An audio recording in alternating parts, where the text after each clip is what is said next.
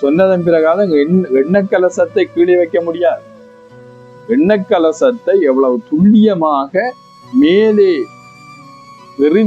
சுத்தி எறிந்து விட்டு ஒரு துளி கூட சிந்தாமல் அது கீழே வருகின்ற அதே நிமப்பொழுதில் அம்பினாலே அதை நிலத்திலே விழாமல் எண்ணெய் கலசத்தை நிலைநிறுத்தி விட்டு இந்த பீச மந்திரத்தை உச்சரித்து மீளவும் அர்ஜுனன் அம்பை விட்டான்.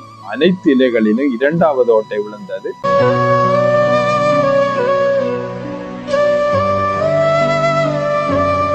உலகெல்லாம் பறந்து வாழுகின்ற அனைத்து தமிழ் உறவுகளுக்கும் ஆன்மீக அன்பர்களுக்கும் இலங்கையிலிருந்து தெய்வநாயகம் சுவாதமாகிய நாங்கள் எங்களுடைய KT சிவம்பளக் என்கின்ற யூடியூப் சேனல் வாயிலாக மற்றொரு காணொலியில் சந்திப்பதில் உங்களை மனநிறைவடைகின்றோம். நாங்கள் தொடர்ச்சியாக பல்வேறுபட்ட ஆலய நிகழ்வுகளையும் இதிகாச வரலாற்று கதைகளையும் தொடர் கதையாக நாங்கள் வழங்கி வருகிறோம். இந்த வகையிலே மகாபாரதத்தினுடைய 17வது அங்கத்தினை நாங்கள் இன்றைய காணொலியிலே பார்க்க இருக்கின்றோம். பீஷ்மருடைய கருத்துக்கு அமைவாக துரோணர் இயற்கையாகவே நற்பண்புகளை கொண்டிருக்கின்றார்கள் பஞ்சபாண்டவர்கள் என்பதை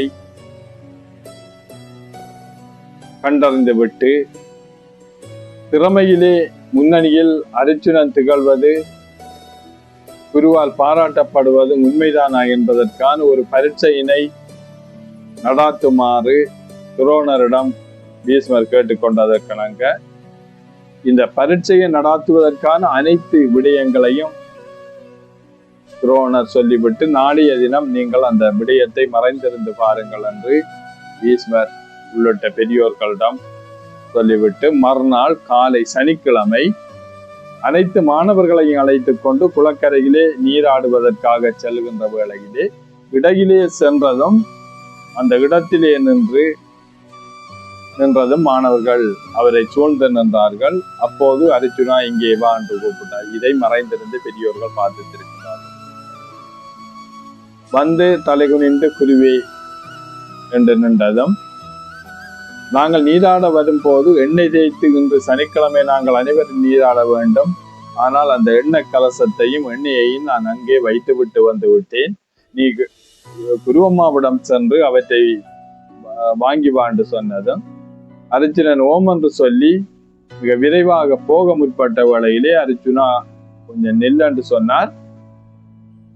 அங்கு குருபத்தினியிடம் வாங்குகின்ற அந்த எண்ணெய் கலசத்தை மீளவும் கொண்டு வந்து எனது கையில் தரும் வரையும் நீ அதை கீழே வைக்க கூடாது என்கின்ற நிபந்தனையை துரோணர் அர்ஜுனனிடம் குறிப்பிட்டார். சரி குருவே என்று சொல்லிவிட்டு மிகவும் வேகமாக அர்ஜுனன் நகர்ந்து சென்றார் எண்ணெயை எடுத்து வருவதற்காக. அந்த வேளையிலேதான் குரு நகர்ந்து செல்கின்ற வேளையிலே மிகவும் பிரம்மாண்டமான ஒரு ஆல விருட்சத்தின் அடியிலே நின்றார். அப்போது மாணவர்கள் எல்லாம் அவரை சுற்றி வளைத்து நின்றார்கள். அப்போது சொன்னார், உங்களுக்கு ஏதோ எனக்கு தோணுகின்றது, ஒரு வித்தையை உங்களுக்கு நான் இந்த இடத்திலே சொல்லித்தர வேண்டும் போல் இருக்கின்றது என்று சொன்னதும் துரியோதனன் மிச்சம் சந்தோஷப்பட்டான். என்னன்னா அர்ஜுனனை எண்ணெடுக்க அனுப்பியாச்சு, இதுல குரு சொல்லி கொடுக்கிற விடயத்தை அர்ஜுனால புரிந்து கொள்ள முடியாது என்று சந்தோஷப்பட்டான். என்னை சுற்றி கவனமாக பார்த்து கொண்டு நில்லுங்கள் என்று அனைவரையும் நிறுத்திவிட்டு அந்த மணலை ஆலமரத்தின் கீழ் இருந்த மணலை கையினாலே பரவி எடுத்து விட்டு அதில் இயந்திரம் ஒன்றை கீறி அந்த இயந்திரத்திலே பீஜ மந்திரங்களை எழுதினார். பீஜ மந்திரங்களை எழுதிவிட்டு அந்த இயந்திரத்துக்கான உச்சாரணத்தை கொடுத்தால், இந்த பீஜ மந்திரம் என்றால் என்னென்று உங்களுக்கு தெரியணும். ஒரு பொருள் இருந்தால் அந்த பொருள் நமது கண்ணுக்கு தெரிகின்றது. இலை இருந்தால் அந்த இலை நமக்கு பச்சையாக தெரிகிறது என்றால் அந்த இலைக்கான ஒரு அணு அசைவு இருக்கின்றது. எந்த ஒரு பொருள் நமக்கு தெரிகின்றதோ அந்த பொருளுக்கான ஒரு அணு அசைவு இருக்கின்றது. ஆனால் அது எங்களுடைய காதுக்கு கேட்காமல் இருப்பது என்பது வேறு விடயம். அந்த அணு அசைகின்றது. அந்த அணுவின் அசைவினாலேயே அந்த பொருள் நமக்கு தெரிகின்றது. அந்த அசைவைத்தான் நாங்கள் மந்திரங்கள் என்கின்றோம். இந்த மந்திரங்களினுடைய மூல பொருளைத்தான் இந்த பீஜ மந்திரங்கள் என்று சொல்கின்றோம். ஐம்பூதங்களுக்கு இந்த பீஜ மந்திரங்கள் இருக்கின்றது. நிலம், காற்று, ஆகாயம், தீ, நெருப்பு. இந்த 5 பஞ்சபூதங்களை கொண்டு படைக்கப்பட்ட இந்த உலகத்துக்கு இந்த 5 பஞ்சபூதங்களையும் பீஜ மந்திரங்களாலே இடைநிறுத்த முடியும், செயற்பட வைக்க முடியும், செயற்பாட்டை நிறுத்த முடியும். இது எம்மிடத்திலே காணப்பட்ட ஒரு மந்திர முறை. இப்போது அது எல்லாம் மறைந்து போய் அதனுடைய பகுதியான மந்திரங்கள் தான் சற்று மருவி போன ரீதியாக எமக்கு தெரிகின்றது. அண்மையிலே பாரிய சுனாமி வந்து பல்வேறுபட்ட பல்லாயிரக்கணக்கான உயிர்கள் எல்லாம் இறந்து சொத்துக்கள் எல்லாம் அழிந்து நாசமாகியது. விஞ்ஞானம் என்று நாங்கள் குறிப்பிடுகின்றோமே, அந்த வளர்ந்து சென்றிருக்கின்ற விஞ்ஞானத்தால் அந்த பாரிய பேரலையினை நிறுத்த முடிந்தது. பஞ்சபூதங்களில் நீர் ஒன்று நிறுத்த முடிந்தது. அண்மையிலே இலங்கையிலே பாரிய புயல் காற்றுடன் கூடிய மழையினால் பாரிய மண்சரிவு மத்திய மலை பகுதியிலே இடம்பெற்றது. அதனை நிறுத்த முடிந்ததா? விஞ்ஞானத்தால் கண்டறிய முடிந்ததா? நிறுத்த முடிந்ததா? நீங்கள் பாருங்கள், விஞ்ஞானம் என்பது ஒரு சிறிதளவெனில் விஞ்ஞானம் என்பது கடல் அளவு என்பதை மகாபாரதம் நமக்கு எடுத்துக்கின்றது. அந்த காலத்திலே அந்த பீஜ மந்திரங்களை உச்சரித்து எழும்புகின்ற நீரை நிறுத்த முடியும், எரிமலையினை நிறுத்த முடியும், காற்றினை நிறுத்த முடியும், மழையினை நிறுத்த முடியும் என்றால் பாதுகாப்பான விஞ்ஞானத்தின் மூலம் நிரூபிக்கக்கூடிய பல விடயங்களை மகாபாரதம் நமக்கு புகட்டி இருக்கின்றது. எந்த அளவு தூரம் அந்த நம்பிக்கையை தரக்கூடிய விடயமாக அவை இருக்கின்றது என்பதை நாங்கள் சற்று பார்க்க வேண்டும். அந்த விடயம்தான் இவங்களை கட்டுப்படுத்துகின்ற அந்த அதிலிருந்து வருகின்ற மூல மந்திரம் தான் இந்த பீஜை மந்திரம் என்று நான் குறிப்பிடுகின்ற விடயம். இவற்றை இயந்திரத்திலே கீறி துரோணர் துரியோதனை அழைத்தார். துரியோதனுக்கு மிக சந்தோஷம். என்னடா குரு தன்னை அழைக்கின்றார் என்று குருவை என்று ஓடி வந்தனா அம்பையடு என்றதும் வில்லை எடுத்தான், அம்பை எடுத்தான். நான் மந்திரங்களை சொல்கின்றேன், நிலத்தை பார்த்து இந்த அச்சரத்தை பார்த்து விட்டு நீ மேல் நோக்கி அம்பை விடு என்றார். ஒரு அம்பு சாதி லட்சம் இலைகளை கொண்ட பாரிய ஆலை விருட்சம். குருதானி மந்திரம் சொல்றார். இவனுக்கு என்னண்டு சிந்தித்த துரியோதன அம்பை கீழ்ப்பக்கம் பிடித்து குரு சொன்னது போல செய்து விட்டு மேல் நோக்கி அம்பை விட்டதும் சொன்னார், அனைவரும் மரத்தை பாருங்கள். பார்த்ததும் அனைத்து இலைகளிலும் ஒரு ஓட்டை இருந்தது, ஒரு அம்பினால். இப்போது எத்தனை வகையான வெடிகுண்டுகளை தயாரித்தா கூட இந்த லட்சாதி லட்சம் மரக்கிளைகளில் இருக்கின்ற இலைகளில் ஓர் வெடியினால் அம்பு போட முடியுமா? எந்த அளவு விஞ்ஞானம் வளர்ந்தாலும் அந்த மகாபாரத காலத்திலே இருந்த விஞ்ஞானத்துக்கு நிகராக இல்லை என்பதை நாங்கள் இதில் புரிந்து கொள்ள வேண்டும். அனைத்து இலைகளிலும் நடுவால் ஒரு ஓட்டை இருந்தது. சரி பாருங்கள் என்று சொல்லிவிட்டு குரு அந்த இயந்திரத்தை அழியாமல் இதை பெரியோர்கள் மறைந்தென்று பார்த்திருக்கின்றார்கள்.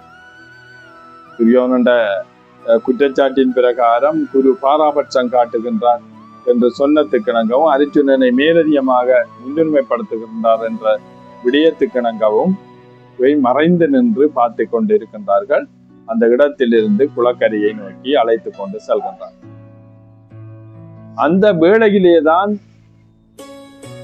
அர்ஜுனன் மிக வேகமாக எண்ணெய் கலசத்தை குருவத்தினியிடம் வாங்கி கொண்டு அந்த வழியாக வருகின்ற வேளையிலே அந்த கால் அடையாளங்கள் வந்து ஓரிடத்திலே குமிந்து அந்த மரத்தடியிலே நிற்பதை அவதானிக்கின்றான். குரு விருந்தத்தையும் அவதானித்து விட்டு ஏதோ நடந்திருக்கின்றது, குரு இவர்களை ஒன்று கூட்டியிருக்கின்றார் என கருதிய அர்ஜுனன் அவதானமாக பார்த்ததும் அந்த நிலத்திலே கீறப்பட்டிருந்த இயந்திரத்தை பார்க்கின்றான். அதுல பீஜ மந்திரங்களை பார்க்கின்றான். அவன் ஏற்கனவே திறமையாக வில்வித்தையின் சாராம்சத்தை கற்றவன் அல்லவா?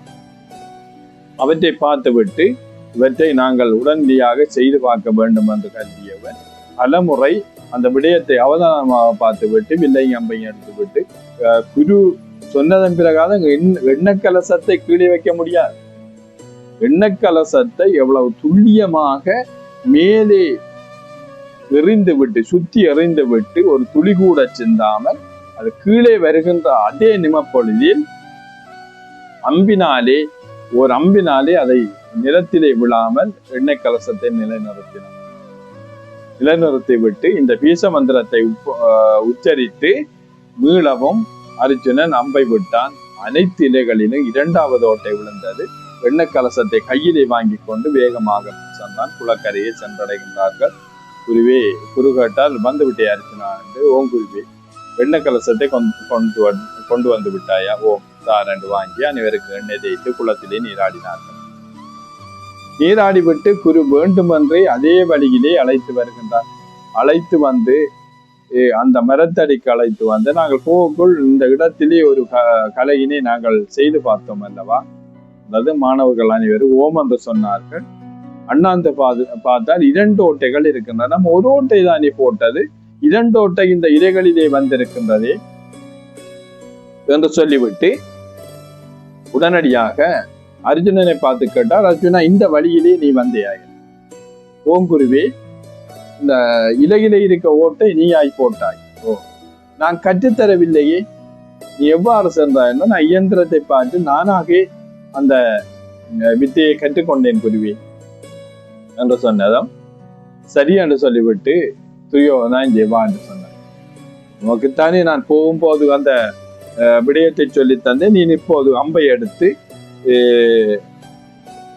நான் கற்றுத்தந்த விடயத்தை சொல்லி அர்ஜுனன் கற்றுக் கொடுக்காமலே அதில் ஓட்டை போட்டு இருக்கின்றான். நீ அந்த மந்திரத்தை சொல்லி பீஜ மந்திரத்தை உச்சரித்து அம்பை விடு என்று சொன்னான். இவன் எடுத்தான், தலையை தொலைந்தான், அங்க தட்டுனான், இங்க தட்டுனான், எல்லாற்ற முகத்தையும் பார்க்கின்றான். மந்திரம் மந்திரம் என்கின்றான், மந்திரம் மந்திரம் என்கின்றான். மந்திரம் வரவில்லை, மறந்து விட்டான். அனைவரும் சூழ்ந்திருந்தவர்கள் பார்த்து நின்று விட்டு சொன்னார் துரோணர், துரியோதனா, இப்போதாவது நீ புரிந்து கொள், ஒரு கல்வியை கற்றுத்தருகின்ற ஆசிரியர் வெறும் கருவியே தவிர அதை கற்கின்ற எண்ணமும் ஒரு வேகமும் கற்கின்ற மாணவனுக்கு ஒரு பசியாக இருக்க வேண்டும் என்பதை நீ புரிந்து கொள். நான் ஒரு வேளையும் பாராபட்சம் காட்டி நான் இந்த கல்வியினை உங்களுக்கு புகட்டவில்லை.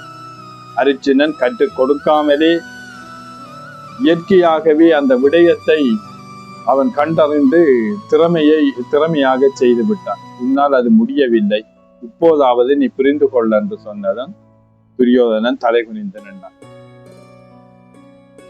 அந்த விடயத்தை நீங்கள் பாருங்கள்.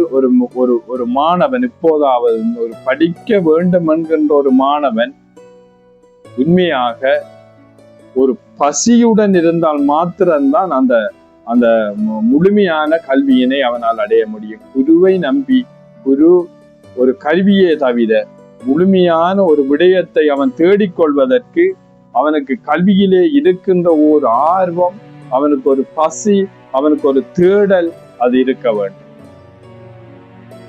உண்மையாகவே ஒரு பசி வந்தால் மனிதன் ஏதாவது உண்ண வேண்டும் என்கின்ற எண்ணத்துடன் எவ்வளவு அவதிப்படுவானோ, அதே போன்று ஒரு காம பசி வந்தால் அங்கு போவோமா இங்கு போவோமா, அவளை பார்ப்போமா இவளை பார்ப்போமா என்று அவதிப்படுகின்றானோ, அதே போல அறிவு பசி உள்ளவன் ஒரு சிலர் அது எந்த விடயத்தையாவது தேடி எவ்வாறாவது கற்றுக்கொள்வோமா என்று கஷ்டப்படுகின்ற மாணவன், வேகமாக இருக்கின்ற மாணவன், பசியுடன் இருக்கின்ற அறிவு பசியுடன் இருக்கின்ற மாணவன் தான் கல்வியிலே சிறந்தவனாக வர முடியும் என்ற விடயத்தை அந்த இடத்திலே துரோணர் சொன்னார்.